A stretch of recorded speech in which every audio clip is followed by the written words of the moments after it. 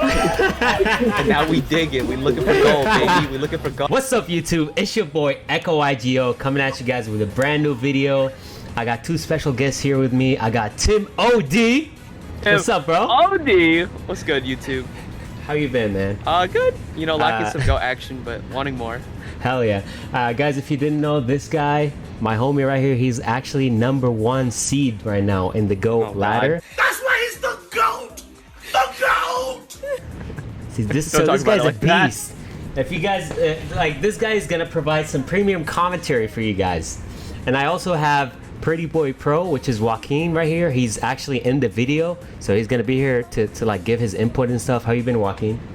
I'm doing good, man. Just excited. Hell yeah, bro. Let's get the video started, shall we? Normal summon tomato. Oh yeah. So before the tournament, Tony actually showed me his whole list. It's like somewhere in the middle between like an old boomery version of Goat Control and then something kind of new.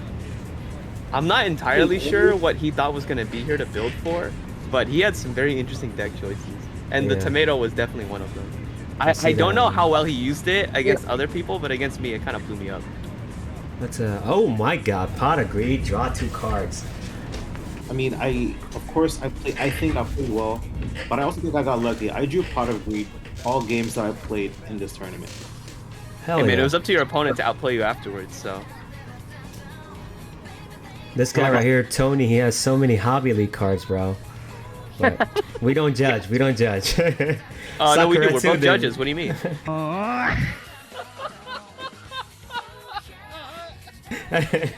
We do judge. Sakuretsu, the tomato. MST, the new set. Okay, that's a rip. Damn, and it hit a torrent. Holy. Normal Reaper. Oh, I love this Oh my play. God. I love this play so much. Ooh, Oh, okay, He okay, has a understandable. scapegoat for it though. Yeah, I actually love the guy. First time I met him, second time I played him, I didn't like that he took one of my gold dices. Oh yeah. These guys, if you didn't know, these dice are like super expensive, and Joaquin has like all of them, bro. This guy's a baller. I was actually. Oh my god, off the rip, Moth again? Jeez. Draw 2? Yeah, it's about Tech. to get here, I think this. Yeah. Oh no. Oh no, that Tsukiyomi loop, bro. Oh, I like that little hand twirl that I just Yeah. did. The little gesture. That's understandable. He had to force the Moth so you can stop abusing the loop. He's trying to set Ring of Destruction. It's also helpful that it was Sangan too, so it's not like he had to commit a card that he would want to have set or something like with a real stat or body. Very low commitment. Because if he like tries to Saku it, you'll just probably go neutral anyway, because you're gonna have to add. Well, I mean, the idea is your opponent wouldn't Saku. Actually, I would Saku the Sangan because I'm holding the Moth and the Suku. Yeah, that makes sense.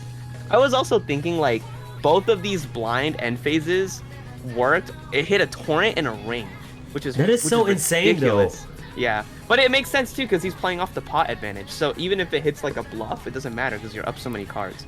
So you can play these 1-for-1 games when you're ahead in like 2 or 3 cards. So remember what I told you, Tim, about him being an old school player, and I was taking advantage of it. So that was one of the reasons why I was blind spacing and doing investing. So that was one of the things that I learned in the first round when I played him. So, and I'll explain more when the game goes on. So Actually, go ahead. I was gonna say because you're thinking right now, so it's like a good time to elaborate. What do you mean by that? Do you mean like old players don't like set bluffs, or they don't set multiple cards at one time because they're afraid of heavy? Like, what kind of makes the older style of player do that? Yeah, so old school players, and even this is how I played too when I got back into GOAT again, was I was only setting 1. So the immaculate play, the pristine play is going to be the T set. That's the most powerful play in GOATs. Because every back row is real, because you will play really like realistically 6 or 7 traps. And your spells are all power spells. So everything that you set is going to be a power trap. So you always want to get rid of it. So, and a lot of old school players, they like the T set because they don't want to use their resources. So a lot of old school players, they believe in the idea of +1, -1. And that's what he was doing in the first round. That's what I noticed. So I knew that he wasn't going to have, so see, I knew that he was gonna have a snatch or something to counter my play here. Yeah.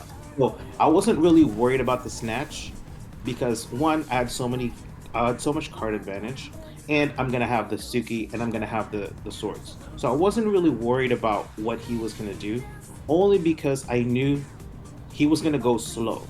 So, Yeah. old school players love to go slow, especially when it comes to goats. So you combat that by knowing their plays, knowing their slow plays, and then adjusting. And that's the great thing about goats. That's why I love playing goats. That's why I think beginners should play goats because of the fact that you can have good um, skills when it comes to +1 -1. I think that's very very key in Yu-Gi-Oh. And also you get to see tendencies, and now you see what's going to happen here. Yeah, I agree. I think playing like a card advantage game will help anybody get better in a general card game sense, because I know like we also have like a lot of background in games that aren't just Yu-Gi-Oh. And I think learning your +1 -1, your card economy is very crucial in like a lot of scenarios, even just like not even just like in Yu-Gi-Oh. So I think like watching Go is like a good way to see how card games, even like Yu-Gi-Oh itself, started with general card economy, and then we moved our way up.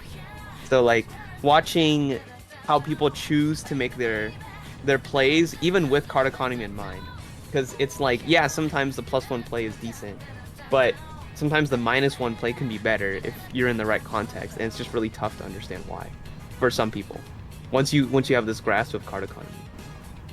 Yes. Also, I like this like looping play of keeping your BLS face down, because you have already tested for knock. So if he had some sort of answer to a set monster, he would have used it by now. So I think it's really sick that like I'm watching you like in person. I'm standing right behind the camera in real time. What I the was hell watching is you that? constantly. What? Did you see what he drew? What is that? Like the mirror, the monster? Oh yeah, Reflect Boundary. Oh my We'll get to that in a God. second. But that's what I was talking about, his weird like boomer tech options. That card is really popular like way back then, but it's not really popular anymore. This is Tsuki. Yeah, it's the idea is that it's. I'll explain the old reasoning for why they played it. It's light. It has a decent body, so you can run over everything that's not specifically a beat stick, and it forces your opponent to kind of like remove it with a card effect, or take a pretty sizable amount of damage. Right now, like the, like Hold on. really. Sorry. I don't want to mess up your train of thought, but No, go ahead. So when I took the Reflect Banner to read it, I wasn't really reading the card. I was actually watching him and see what his reaction would be to me reading the Reflect Banner. So if he Oh. so if he The was mind games. if he was acting like, oh, I think he has something for this, or he has a plan, or if he felt really really safe. So I was actually looking at the camera, Yeah. won't go, but I was actually, Ooh, I like that. You were seeing if he would react to you reading it, as Yeah. opposed to, because you already know what it does, but you're just trying to see what he would do. yeah. Oh, I like that. I like that. I was trying to figure out his background because I wanted Yeah. to know if he felt safe with it. I see. So now he has to do this. Yes. Okay, so this is kind of what I was like. Nice, you just toss it over. Oh my god. This play way. was so sick. That Tsukiyomi's The so hot. reversal. Yeah. I think it's crazy too, because you kept your BLS face down for so long because you knew he had no answer for set monsters. So by keeping it face down, it like shuts out a ton of options. So he was eventually forced to attack into it with his own Reflect Bounder, just so he could neutralize it in this scenario, right? And then you Exiled force. exiled your own boy. Yep. Understandably. Yeah, for this one, yeah, I had like 6 card in hand. I was not in a hurry. Top deck knock. Okay, hold on. I want to touch on this in a second. He is going to make a very controversial decision soon pertaining to that knock, and I just want you to pay attention to what happens. And I in person was not really like understanding. I couldn't really understand the logic behind it. And then like 5 or like 6 moves later, maybe not turns, but moves, it ends up working out, and it's ridiculous. And I was just so surprised. I don't know if it was like a read or he's a genius or what. Wait, What? did you guys see that? No, I didn't. What happened? You Joaquin, wing did you blast? add it to your hand? Yeah, because I said, oh, I'm just not gonna draw. Yeah, he's just drawing it for turn. Okay, No, yeah, okay. yeah, he said it in person too. Oh, I didn't. He said, "I'm just gonna draw for turn." So then he said, "Yeah, that's fine." Bet. Yeah, so then that's why he didn't draw, and he just makes the suplex to get rid of the bounder. Yep. That's another thing that I really don't like about Bounder. If Reflect Bounder had like 11 or 12 defense, I would be more for it. 1,000 is just that gross breakpoint number where it gets run over by like Sook and a lot of other monsters. So it doesn't really have the application. I don't know. That card is just so outdated. Yeah. Because you needed to play cards like that so you could actually kill your opponent. Because otherwise you wouldn't have a luxury of options. Because your only pivots are like what? It's like BLS. I know Tony's playing something more like Chaos Control. Because he's playing 1 Sea Sork in his list and he's playing Dekoichis and stuff. But to me it just felt really weird that he was playing like Bounder and Tomato. He's not playing Spy, by the way. Oh, oof. Yeah, so that's why it's a not good like... Yeah, it's not like Chaos. It's more like Goat Control with a couple of like flips in it. Yeah. Okay, so this look here in the graveyard is actually real. I'm trying to figure out what he has in his hand, because he already used Snatch. I'm trying to figure out what power cards he has in his hand. He doesn't have a BLS, I don't think, because that's why I was removing his monsters. So his BLS and his Sorks were dead. So, and that's why I banished it again, because he doesn't really have an out for this. But of course, he finally got the knock that he wanted. And it didn't matter. See, Yeah, so he held that knock, right, from like that previous turn I was talking about, and you made the same play with the setting the BLS, which makes sense, right?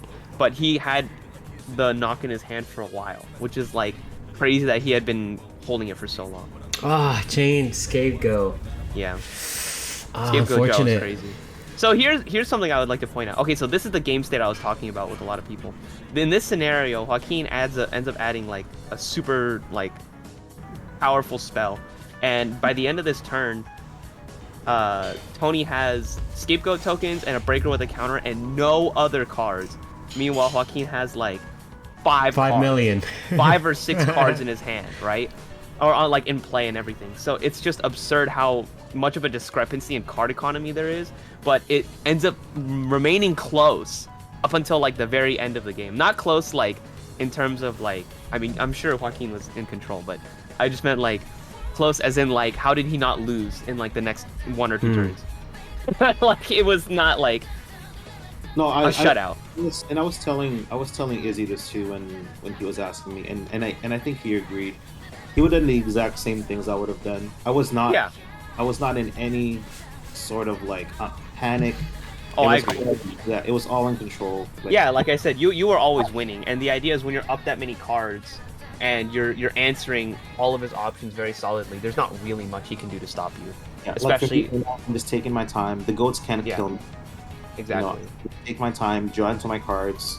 You also haven't seen him metamorph them yet either, so technically he could be like holding dead removal, or there could be a lot of bad top decks in his deck, so you're not really worried about it. It's like sometimes when you're in that scenario against like Warrior where they have like a lot of their monsters engraved and they're just drawing spells and traps, you can take your sweet time.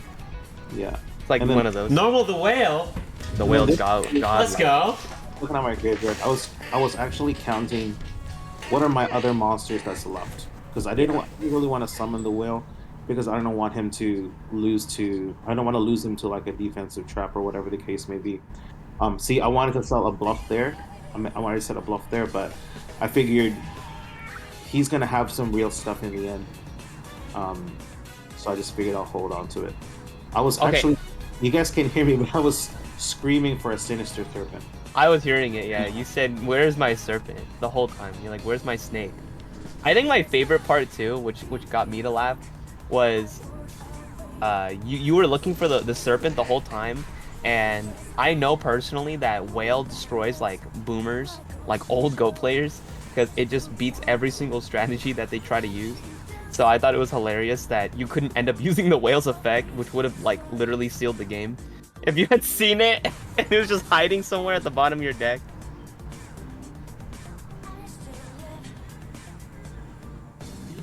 What did he draw?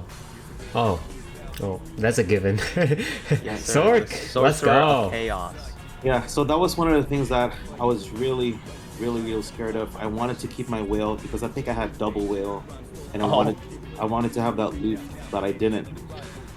I was trying to figure out how many monsters that's left, but we'll see what's gonna happen.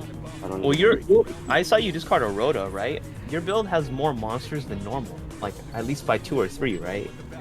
Yeah, I think I'm playing 20 monsters. Oh my god, that's crazy. Are you playing Scapegoat? I'm playing 2 goats. I played Yeah. 40... So did you include that in your monster count or no?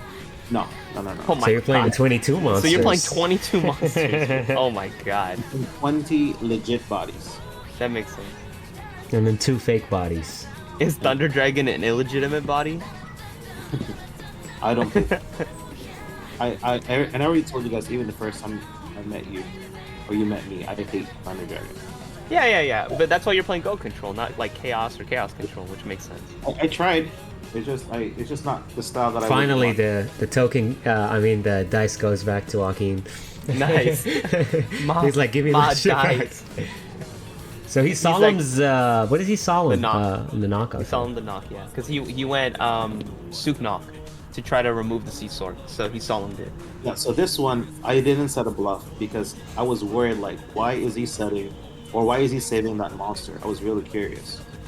But then, I remembered that it was a sorcerer. Nice. why- Yeah, it's not just a random monster. No! Does he have protection in the back?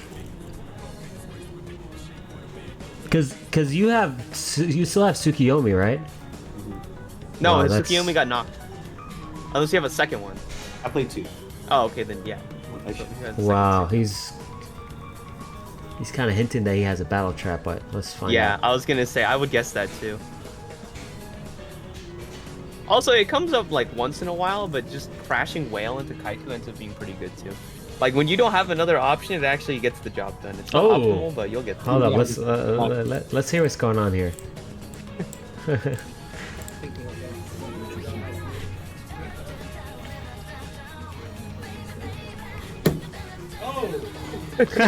Oh my, it was so funny. I said, bro, that deck needs the discipline. Bro. He Yeah. says, "Where's the snake? I've been waiting for Where the so snake long." at? I know, and then I had to get a warning. Yeah, Oh yeah, from from the Julian. yeah. That's so funny. I was just, a little In the punishment. moment. Bro, she's misbehaving. You gotta. Punishment never hurt nobody.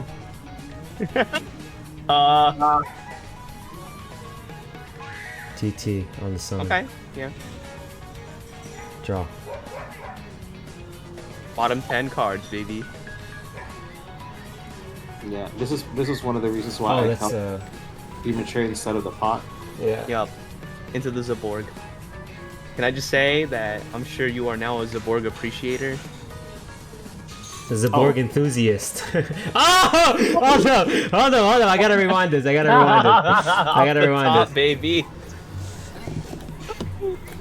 Just a little bit off the top. And now we digging. We looking for gold, baby. We looking for gold. Okay, into the serpent.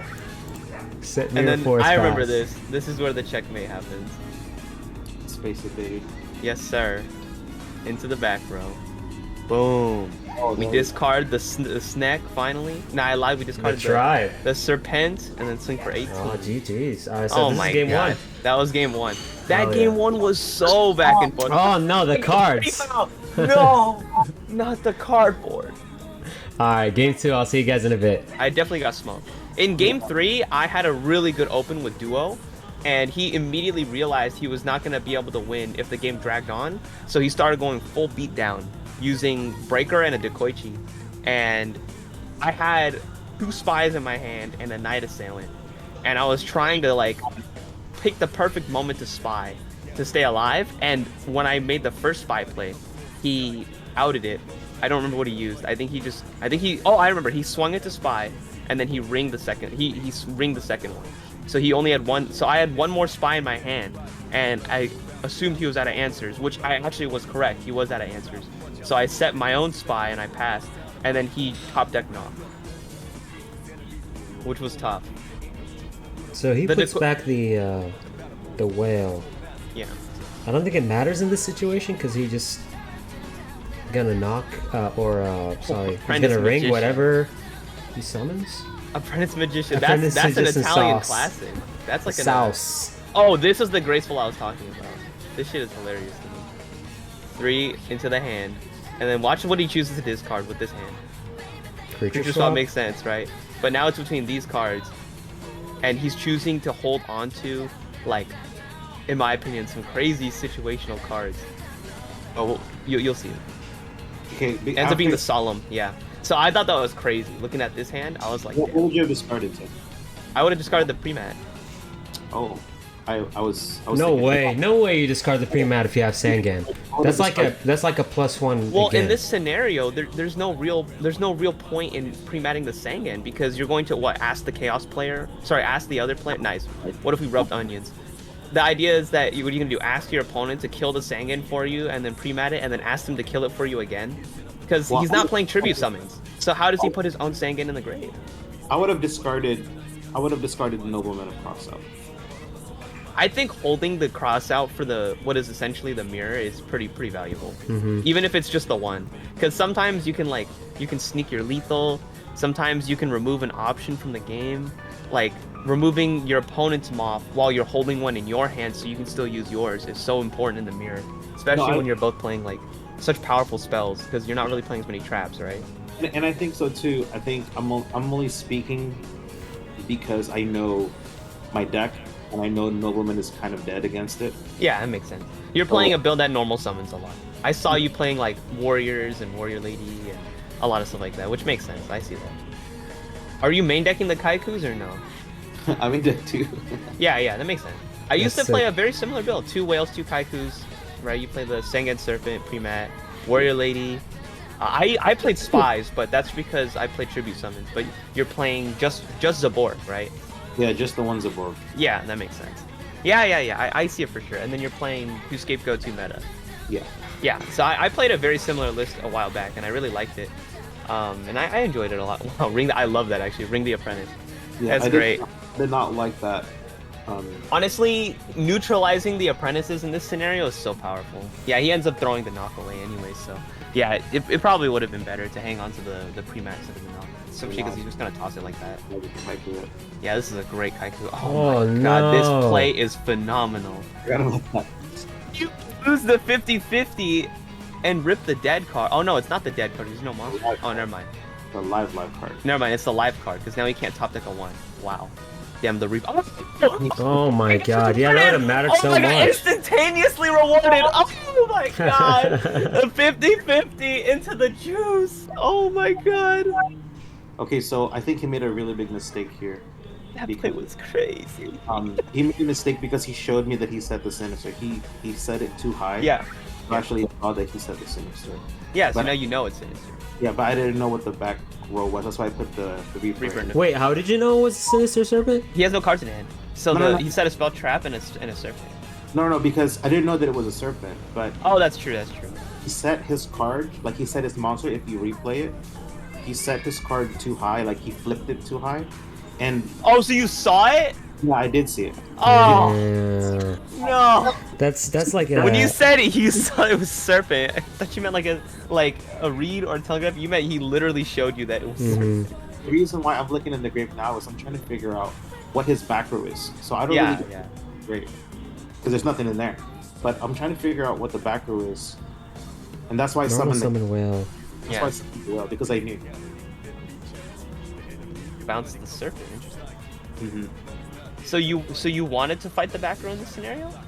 Yeah. Because So I was thinking if you bounce the back row, swing the serpent with the whale, swing direct with the Kaiku, then you banish the serpent out of his grave. yes. So my thinking here was I had so much advantage, Yeah. and I was gonna get the Sinister back that I pitched, and I Yeah. knew I had the Reaper in defense. So Yeah. even if he had that one, but so he doesn't have the mirror for it. So Oh! that's what- The game's about to end. I remember this. You actually hit him to get him low enough, so now he's sub 800. So the brain con is dead. Wait, he can't play that. He's at 100. Yeah, that's when he realizes that's not an out because he drew it and all of us thought it was like a crazy draw. But then we found out he was at 100, so that's game right there. Yeah. GG. So getting him to sub 800 was also important. I'm surprised he put in brain control, but I guess that makes sense because you didn't set as much. Damn. That is the finals, man. It was probably fatigue. I mean, it was late at night. Yeah, that's it true was too. Like it 10 was, yeah. or some shit like he that. also finished like a really long set with me. Our game 1 and 2 took forever, and then our game 3 went really fast. So.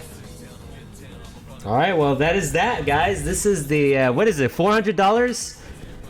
The Shonen Shonen mat, Jump yeah, mat? it's somewhere between like 350 and 400. Well, that's been the video, guys. Thank you so much for watching. It's been echo-YGO, Timo D, and Pretty Boy Pro, bro. Signing out, baby. Not even his name.